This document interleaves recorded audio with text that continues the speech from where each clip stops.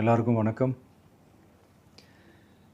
இந்திய அரசியல் சாசனம் நம்ம தமிழ்நாட்டில் இருக்கிற எல்லாருக்குமே கொடுத்துருக்கிற உரிமையில் ரொம்ப ரொம்ப முக்கியமானது ஓட்டிங் ரைட், வாக்குரிமை. ஒரு மனுஷன் உயிரோடு இருக்கான்றதுக்கு அடையாளமாக இருக்கிறதுல அவனோட ஓட்டுரிமை ரொம்ப முக்கியம். அதனால தான் voting is not only our right but also our life. ஒரு முக்கியமான விஷயத்தை பற்றி இப்போ நான் உங்ககிட்ட ஷேர் பண்ண போகிறேன். இது நான் ஃபஸ்ட்டு கேள்விப்பட்ட உடனே எனக்கே ரொம்ப ஷாக்கிங்காக தான் இருந்தது. இப்போ நான் பேசிகிட்டு இருக்கிற இந்த நேரத்தில் தமிழ்நாட்டில் இருக்கிற நம்ம யாருக்குமே ஓட்டு போடுற உரிமையே இல்லைன்னு சொன்னால் நம்புவீங்களா? நான் நீங்கள் உட்பட யாருக்குமே அது இல்லை. நான் பயமுறுத்துறேன்னு நினைக்காதீங்க, அதுதான் நிஜமும் கூட. கொஞ்சம் ஏமாந்தால் நம்மளை மாதிரியே இன்னும் லட்சக்கணக்கான பேருக்கும் இதே நிலைமை தான். ஓட்டு போடுற அந்த உரிமையே இல்லாத மாதிரி ஒரு நிலைமை வந்தாலும் வரலாம்.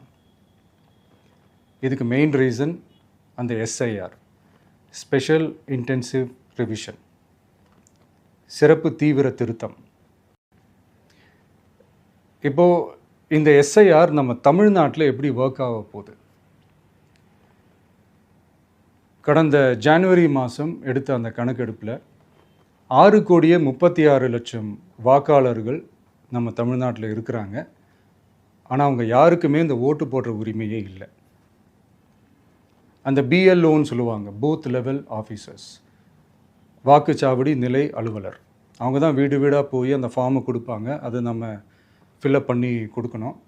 அதை தேர்தல் ஆணையம் அதை எடுத்துகிட்டு போய் அதை ஸ்க்ரூட்டினைஸ் பண்ணி அது எல்லாமே கரெக்டாக இருக்கான்னு செக் பண்ணி பார்த்ததுக்கப்புறம் அந்த வாக்காளர் பட்டியலை வெளியிடுவாங்க.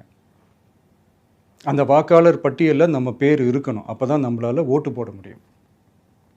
அந்த புது பட்டியல் வர்ற வரைக்கும் நம்ம வாக்காளர்களான்றது அது உறுதியே செய்ய முடியாது.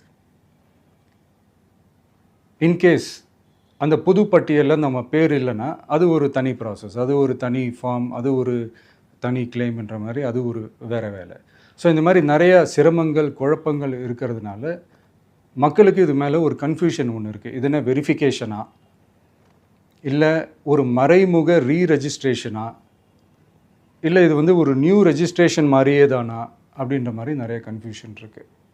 அவங்க செய்ய வேண்டியதெல்லாம் ஒன்று தான். இந்த மாதிரி வீடு வீடாக போய் அந்த என்யூமரேஷன் ஃபார்ம் நம்ம ஃபில்அப் பண்ணி கொடுக்கும்போது அதுக்கான அக்னாலேஜ்மெண்ட்டை அந்த பிஎல்ஓ அந்த ஆஃபீஸர்கிட்ட இருந்து நீங்கள் வாங்கிக்கணும். அது ரொம்ப ரொம்ப முக்கியம்.